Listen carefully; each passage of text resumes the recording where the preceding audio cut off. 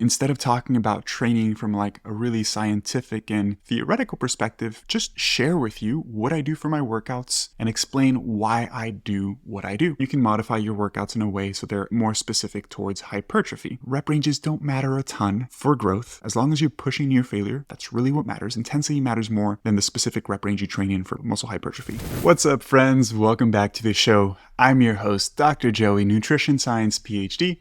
and founder of Fit for Life Academy. Today's episode is a little bit different than the ones I typically do because it's not going to be super in-depth and science-y, but instead I'm going to walk you guys through my workout routine. And one of you guys, one of my clients, so Carmen, if you're listening to this, shout out. Shout out to Carmen. Thank you so much for the idea for the episode. She suggested that I just talk about my workout routine. And instead of talking about training from like a really scientific and theoretical perspective, just share with you what I do for my workouts and explain why I do what I do. And I thought that was a fantastic idea because it'll help you guys understand how I think about the structure of my workouts, the purpose behind the selection of different exercises, and how all of that comes together. Because I know sometimes when we listen to stuff that's like overly theoretical, for example, if you've been listening to some of the recent episodes that I've been publishing on training specifically, some have been on variables that are important for hypertrophy training with Mike Israetel, or the importance of long length training for hypertrophy specifically with Dr. Milo Wolf. I think those episodes are fantastic and they're extremely educational. But sometimes I feel like they can leave you with more questions than answers. And you might finish the episode thinking like, how do I actually use all this information? How do I apply it into my own training in a way that makes sense? And so I think this episode will help bridge that gap, okay? So first and foremost, my current emphasis for training is hypertrophy specifically, okay? And hypertrophy and strength, hypertrophy being muscle growth, go hand in hand, but there are things that you can do to optimize how effective your workouts are for one or the other, right? So you can modify your workouts so they're a bit more focused on strength development, and you can modify your workouts in a way so they're a bit more specific towards hypertrophy. And so my training program at the moment is more specific towards hypertrophy, okay? So at the moment, I'm training 4 days per week. I used to train 6 days per week, and then I went down to 5 and now 4. And it's really just a time constraint for me because I run my business. I'm doing some other work on the side with some consulting work. I have a family. I want to spend time with them. And so at the moment, 4 days per week of training is what I'm willing to do, honestly, rather than doing more. But in theory, doing more is going to be better, right? If you could train 5 or 6 days, theoretically, it should be better than 4 days. But at the moment, as I mentioned, I'm training 4 days. And the way that I'm splitting up those 4 days is 2 upper body days and 2 lower body days. So if we look at and you might be asking like, why do you set it up like that and not in another way? Like, why don't you have a chest day and a back day and a leg day and a shoulder and arm day? And the reason why I don't do that is because the scientific literature is pretty clear that training a muscle twice per week is better than once per week. So rather than doing a body part split where I just train one muscle group on each day, yes, you focus more on that muscle on that one day, but you're only training that muscle once a week. So it's theoretically inferior to a training split that allows you to train each muscle at least twice a week. So that's why I do 2 upper body days, 2 lower body days. If you're training 4 days per week, I think that is the best split. And if you're training less, let's say 3 days per week, then I think it's probably best to do 3 full body days, or maybe 1 full body, 1 upper body, 1 lower body day. So at the moment I do 2 upper body days and 2 lower body days. And I intersperse them throughout the week as evenly as possible. So typically Monday, Tuesday is upper body, lower body. I rest Wednesday. And then Thursday and Friday, or Friday and Saturday, however I want to split it up throughout the rest of the week, I do the other lower body and the other upper body day. I don't ever do 2 lower body back-to-back or 2 upper body back-to-back for obvious reasons. I want my body or the muscles to be able to rest before the next workout So it makes sense to do upper, lower, or lower, upper, right? So that's how I spread out my training throughout the week. Now, what do I actually do on each of those workouts? Let's talk about lower body first. Okay, so in general, at the moment, I'm using more machines than I am free weights. So I actually haven't done a barbell back squat in a couple of months. And you might be thinking, why not, Dr. Joey? Isn't the barbell back squat the best exercise for legs? The barbell back squat is a fantastic exercise for overall leg development, but I'm not using it for a couple of reasons.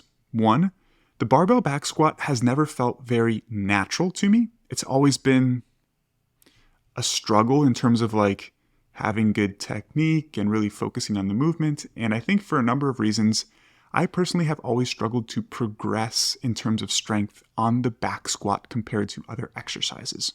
So rather than back squatting, my main leg movements right now are the hack squat, so machine hack squat, and Smith machine squat.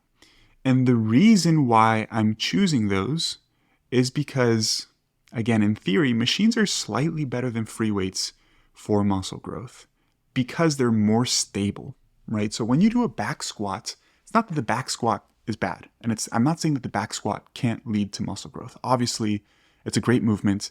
There are people who have massive legs and squats are pretty much all they do. But at least for me, I've never really felt back squats effectively target my quads the way that a hack squat or a Smith machine does. And one of the reasons why, again, it's because machines are more stable. They tend to be on a fixed plane. So when you're fatiguing, you don't have to worry about things like your balance and coordination.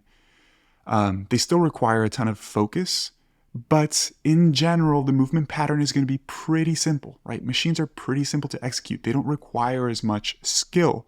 So you can take a set more near failure on a machine than you can on something like a barbell back squat. Or I should say this, when you can take your muscles closer to actual failure using machines than you can on free weights most times, especially if the free weight movement feels somewhat awkward to you.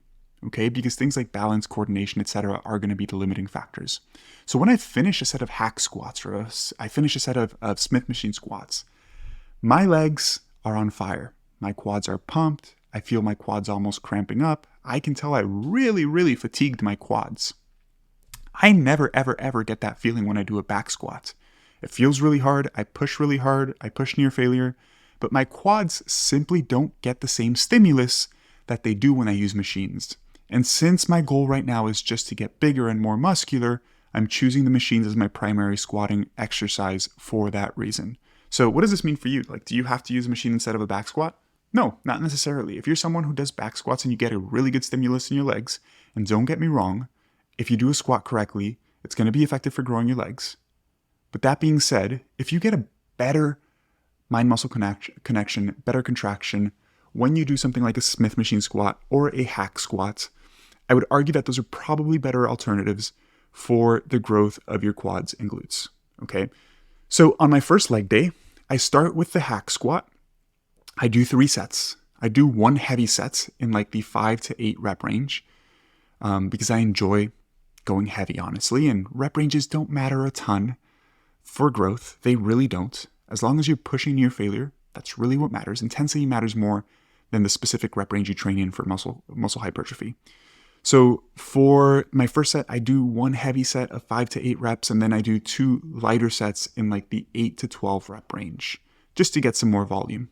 And then after the hack squat on my first leg day, I do the Smith machine squats. But when I do the Smith machine squat on that first leg day, I do them specifically in the lengthened position. So I do half reps in the bottom position. So I go all the way down, ass to grass, and I only come halfway up. And I'll do anywhere between 8 to 15 reps there. And the reason why I do that bottom portion rather than the full range is because there's good evidence that that bottom portion of the movement where the muscle is stretched is optimal for muscle growth. And at least anecdotally, I feel like it produces less overall fatigue. Like I'm not as gassed because I have to go a little bit lighter since I'm only doing half reps. And if you're interested in learning more about lengthened partials, it's the technique that I'm using. Listen to the episode on the podcast where I interviewed Dr. Milo Wolf talking about lengthened partials specifically. Okay. So I start the hack squat, 1 heavy set, 2 slightly lighter sets for higher reps, 3 total sets, and then I go on to the Smith machine squat. My quads are pretty fried, so I only do 2 sets there. So 5 total sets for the quads so far on that workout. If I'm feeling good, I might do an extra set of Smith machines for 6 sets, or I might do an extra 1 or 2 sets of leg extensions to finish off the quads. But I do that pretty I use auto-regulation, right? Like if I'm really feeling it that day, I'll do a little bit more. If I'm feeling kind of tired and beat up on that day, I'll just do a little bit less. So it's pretty auto-regulated. So after those first 2 exercises, which are my quad-focused exercises, then I go on to hamstrings. I will typically start with 4 sets of hamstring curls, lying hamstring curls, because my gym doesn't have a seated hamstring curl. I would prefer the seated because your hamstrings are in a more stretched position in the seated hamstring curl. But the lying hamstring curl is also great. And I do a similar structure there where I do 2 heavier sets, probably in that 8 to 12 rep range, and then I drop to 2 lighter sets for like 10 to 15-ish reps. Okay? And then again, 4 total sets there, all of those pretty much to failure. I take isolation movements practically to failure because I think there's no harm in doing so. They don't really produce a ton of fatigue. They're not the most difficult movements to do either. And so hamstring curl exercises train the hamstrings by flexing at the knee, right? Because when you bend your knee, you're using your hamstring to bend the knee. But you can also train the hamstring by extending the hip. So things like RDLs, Romanian deadlifts, good mornings, those train the hamstrings as well. But more from the hip extension perspective rather than the knee flexion perspective. So as my secondary movement for hamstrings, I'll typically do about 2 or 3 sets of RDLs with dumbbells. And the reason why I use dumbbells instead of a barbell on my first lower body day is because my lower body's pretty fried already, and you can obviously handle heavier weight on a barbell than you can dumbbells. So just to limit fatigue, I'll use dumbbells on that first lower body movement, on that first lower body workout for my hamstrings for the RDL. My second lower body day, I start with the barbell RDL. So to finish off that first lower body day, I just do some calf work. I'll usually do 4 to 6 sets of standing calves. So that's lower body day 1. As you can tell, lower body day 1 starts with quad focus movements, and then I move on to hamstring work. So on my second lower body day, I do the opposite. I start with my hamstring focused exercises, and then I go on to my quad focused work secondarily. So on my second lower body day, I start with the barbell RDL, and I'll do 2 heavy hard sets there in like the 6 to 8 rep range. And I choose that rep range because I just enjoy training heavy. Like if you prefer going 8 to 12 reps, that's fine. If you prefer going 12 to 15 reps, again, from a hypertrophy perspective, that is fine. I tend to enjoy going, doing lower rep ranges with heavier weights on big compound movements because it's just what I like, honestly. So for the barbell RDL, I'll start with 2 heavy sets in that 6 to 8 rep range. And keep in mind, every couple of months or so, I'll probably switch up the rep range for some of those movements. So maybe 2 or 3 months from now, I'll be doing barbell RDLs in the 8 to 12 rep range instead of 6 to 8. But at the moment, it's in that 6 to 8 rep range. And then after those 2 heavy sets of barbell RDLs, I will do 3 or 4 sets of hamstring curls again. But they'll be substantially lighter than they are on day 1 since they are the second exercise and my hamstrings are already pre-fatigued. And I'll usually go for a higher rep range, 12 to 15 or so, on the lying hamstring curl since I did a heavier rep range on the barbell RDL. Again, not that it matters a ton, but I think for isolation movements, it makes sense to do higher rep ranges because it just feels more natural, I will say that. Like, it would feel really awkward to do a really heavy set of 5 on a hamstring curl because it just puts a ton of stress on the joint. It feels kind of awkward because it's a single joint exercise versus a multi-joint exercise. So for isolation movements, I usually always go in the higher rep ranges, at least 10 reps or above. So I start with the barbell RDL, 2 sets, then I'll do 3 or 4 sets of hamstring curl, and then I move on to my quad work. And on this day, I start off with the Smith machine squats, and I'll do 2 heavy sets, 2 or 3 heavy sets, honestly. The first one will be in that 6 to 8 rep range, and then I'll drop the weight slightly, let's say 10, 15%, and I'll just take the second and third set to failure. Those are probably around 7, 8, maybe up to 10 reps, depending on how fatigued I feel on that day. And so we've done the barbell RDL, the lying hamstring curl, and then the Smith machine squat. And on the Smith machine squat, on the second day, I don't do partials. I do the full range of motion, just for some variety between day 1 and day 2. So far, I've trained my hamstrings, and I've done my first exercise for my quads on the second lower body day. And now here, I auto-regulate this as well, because sometimes after doing the 2 or 3 sets of the hack squat, I'm completely fried. And so when I'm fried, I will do leg extensions as my second quad movement. And if I feel fresh, honestly, I might do hack squats or I might do leg press as my second lower body movement, as my second quad focus movement on my second lower body day. But again, it just depends on how I'm feeling. If I'm energized that day, if I'm feeling good, then I'll just do, some hack squats or leg press. And if I'm feeling fried, I will do the leg extension because it obviously requires a lot less energy than something like a hack squat does.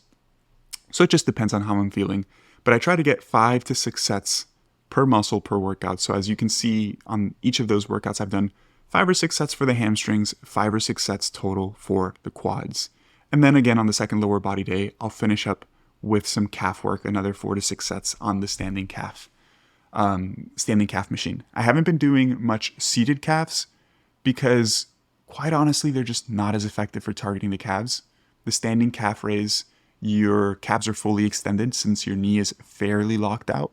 On the seated calf raise, you just don't get the same sort of stretch on the calf musculature because the knee is bent at 90 degrees.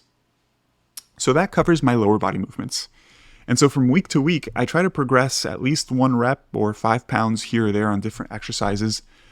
I never ever progress on every single exercise every week, but if I progress on at least 1 set on 1 exercise every week, I'm pretty happy. Hey guys, some of you may not know that I'm the scientific advisor for a supplement company called Outwork Nutrition. I help with the formulation of new products to help ensure that they're effective and backed by science. Unlike many other supplement companies out there, we don't rely on exaggerated claims or flashy marketing tactics. Instead, we let the science speak for itself. We take pride in formulating products that deliver real results, helping you achieve your fitness goals in a meaningful way. If you're in the market for supplements like protein powder, pre-workout, or recovery products, make sure to check us out at outworknutrition.com. And as a thank you for being an avid listener of this podcast, use code Joey for an exclusive discount at checkout. You can find the link to our website down in the description of this podcast episode. Remember, our goal is to empower you with science-backed supplements that truly make a difference. Choose Outwork Nutrition and elevate your fitness to new heights. Now on to upper body. So that's my entire lower body workout for the week, separated into 2 different workouts. One starts with quads, followed up by hamstrings. The other starts with hamstrings, followed up by quads. On upper body, I do something somewhat similar, where I always do chest, back, shoulders, and arms all in one day, but I always start with my chest movements first before my back movements. And the reason I do that is because my chest is a lagging body part for me. Like, my back is way bigger and way stronger and just looks out of proportion compared to the size of my chest. So I don't do as much work and I don't prioritize my back as much for those reasons. So and by the way, for my upper body days for chest movements, I'm not doing the barbell bench press, mainly for the reason that the barbell bench press aggravates my left shoulder. So I just do dumbbells because dumbbells feel good. So on my first upper body day, I start with an incline dumbbell chest press, and then I do a machine flat chest press, and then I do dips. So I train the chest in 3 different angles on that specific day, and the dips and the incline dumbbell chest press train the front delt pretty effectively as well. For the dumbbell chest press, honestly, I go in a fairly similar rep range for all of these, somewhere between 8 to 12-ish reps for all 3 of those movements, honestly, because I just enjoy training in that rep range. So I do the incline dumbbell chest press 8 to 12 reps, nice full range of motion on those. Then I do 2 sets on the machine chest press. I like using the machine secondarily because, again, it's in a fixed plane. It's easy to just push the intensity. I'll do 2 sets of 8 to 12 there as well, and then I'll do dips. And I'll usually just do 2 sets to failure on dips. And I do those in the lengthened partial position, so mainly just the bottom half of the movement where the chest and shoulders are really well stretched. And I would go beyond 12 reps, but with my strength at the moment, 12 reps is about where I get to when I reach failure. So I do 6 sets there for my chest. I then do my back work after that. So on that day specifically, I will do 3 sets of wide grip weighted pull-ups in the 6 to 8 rep range. That's just, again, I like taking some of these movements pretty heavy, especially big compound movements. I think it looks cool.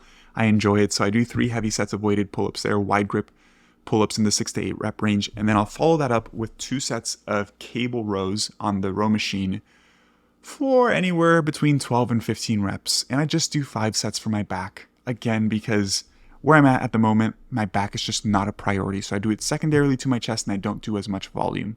So I've done 6 sets for my chest. I've done 5 sets for my back. I've done 3 exercises for my chest, 2 for my back. And that covers some of the big compound moves that I'm going to be doing. And then I move on to shoulders and arms. And again, my front delts already got a pretty good stimulus from the pressing movements. My rear delts got a decent stimulus from the wide grip pull-ups. So the only thing I do for my shoulders after that is just lateral raises to really work on that lateral head of the shoulder. So I'll do 2 or 3 sets of lateral raises. Those are usually in a higher rep range, at least 12 reps, again, because it's an isolation movement and it just feels more natural to go in a higher rep range. And those on the lateral raises, if I use dumbbells, which I do on that first upper body day, sometimes I'll use heavier dumbbells, like 35 or 40 pounds, where I can't do a full range of motion, but I do a lengthened partial at the bottom portion of the lateral raise. So my arms will only come up about 45 degrees, but it feels really good and my lateral shoulders get a really good pump, so I know that they're doing the majority of the work. Again, it's not something I do all the time. I auto-regulate a lot of my training at this point. If I feel like doing a full range of motion with a lighter weight, like usually if I don't have a ton of energy, I'll pick a lighter weight and I'll do a full range of motion because it feels easier. If I'm really feeling good and I want to lift heavy, I'll grab heavier dumbbells, the 35s, the 40s, and do lengthened partials in just that bottom 45 degrees on the dumbbell lateral raise. And then I will usually do 1 or 2 sets of dumbbell bicep curls, and then 1 or 2 sets of dumbbell skull crushers for the triceps. And that's pretty much it for my first upper body day. And my second upper body day is fairly similar, but slightly different. I will start with a flat dumbbell chest press, since the first day I started with an incline dumbbell chest press. So I'll start with a flat dumbbell chest press. I'll do 3 sets of the flat dumbbell chest press, simply because first day I'm doing 6 pressing sets for my chest. On the second day, I'm not doing as many pressing movements for the chest. So I just add a set to that flat dumbbell chest press. That's my reasoning for it. And I'll usually do that in the 8 to 10 rep range. So after the flat dumbbell chest press, I'll move on to a barbell overhead press, mainly because I just really enjoy this movement. And it's the one overhead pressing movement that I do for my shoulders. And I'll just do 2 sets there. 2 sets, 10 to 12 reps. I usually rest 3 to 5 minutes between all my sets. And that covers my 2 big pressing movements for that day, which are the dumbbell chest press flat and the barbell overhead press standing. And then to finish off the chest, I'll do 2 sets of cable chest flies. Those are usually higher reps, at least 12 to 15 reps on those. And so that covers my pressing and chest work for the day. So on that day, it's just 5 direct sets for the chest, because it's the 3 sets of the flat pressing and the 2 sets of the chest flies. But the way that I do the barbell overhead press, I bring the bar all the way down to my chest. So there is a decent amount of upper chest involvement in the barbell overhead press if you do it with a full range of motion and bring the bar down all the way down to your chest. So I guess I do get a little bit of chest activation there as well. And then after doing that, I move on to my back work for that day. And instead of starting with a wide grip pull-up, I start with a neutral grip pull-up, just to target the back from a slightly different angle. I always like starting with pull-ups because they're my favorite back movement. You don't have to start with pull-ups. You could start with rows if you enjoy those. But I always start with pull-ups because I like them. So again, I'll do neutral grip pull-ups and I'll do 3 sets, usually in like the 6 to 8 rep range again. Again, I just really like that rep range. It's probably better to get some variation there, but I just enjoy being in that rep range for most of my heavy pulling movements. So I'll do weighted neutral grip chin-ups, 3 sets, 3 to 5 minute rests for 6 to 8 reps. And then my second back movement is, as of lately, a single arm cable row. And I've been doing single arm because I really like the ability to rotate at the torso and get a really deep stretch on every rep. And again, I'll do 12 to 15 reps there. So just 5 sets total for my back, and I guess 5 sets total for my chest, and 2 sets of overhead pressing on that second upper body day. After I finish my back work, again, it's a little bit of shoulders and arms. I'll do lateral raises again, but instead of using dumbbells, on this day, I'll use cables. So I'll put the cable either behind my back or between my legs and do 2 sets of 12 to 15 reps there. And the reason why I choose the cable on the second day, 1, for variation, and 2, the cable really puts tension on the lateral delt in the stretched position, especially if you put the cable in the right position. But if you think about it, when you're just holding dumbbells and they're all the way at the bottom, you're kind of resting. There's not a ton of tension on your lateral delt. But when you use a cable, there is more tension because you're not working against just gravity, but the cable's also pulling you in a direction where there's tension on the lateral shoulder, which is why I like using that cable on the second upper body movement, on the second upper body day for the lateral delt. And then again, I'll just finish off with 1 or 2 sets of dumbbell bicep curls. And then for triceps on this day, I'll do a cable tricep pull down instead of a dumbbell skull crusher. Again, just for variation, and I'll do both of those in like the 10 to about 15 rep range, depending on what sort of weight I want to use on that day. And that pretty much covers the entirety of my workout routine. Again, super simple, super basic, 2 upper body days, 2 lower body days. I hope that the explanation as to why I choose different exercises on specific days makes sense and gives you some insight into how you should be thinking about your training, right? Like, what are your priorities? What muscles do you want to target more? How many days do you have to train? Should you choose machines over some free weights for some movements? Should you do your chest before your back if you're doing them on the same day, or vice versa, depending on which one's more important? How do you choose a variety of exercises to target the same muscle, and why is that important? Just some of these variables that I talk about frequently on the podcast, but I hope that this episode gives you some insight into how to actually implement them. And of course, if you have any questions, feel free to reach out to me on social media, and I'd be happy to answer, or just email me. By the way, my email is drjoey@fitforlifeacademy.health. So hopefully I don't get bombarded with too many emails after this episode. All jokes aside, guys, if you have listened this far, I appreciate you. I hope you enjoyed the episode. And if you're a regular listener of the show, I would highly, highly encourage you. I would ask you to please take a second to rate the podcast and leave a review. It helps me a ton. Really, it does help me a ton. That's the main way that podcasts get discovered. If they have high ratings and they have good reviews, then apps like Apple Podcasts and Spotify will push the podcast out to more people. And if you are watching on YouTube, if you could just leave a like and leave a comment for the algorithm, it will be greatly appreciated. Thank you guys for listening, and I'll catch you on next week's episode. Bye.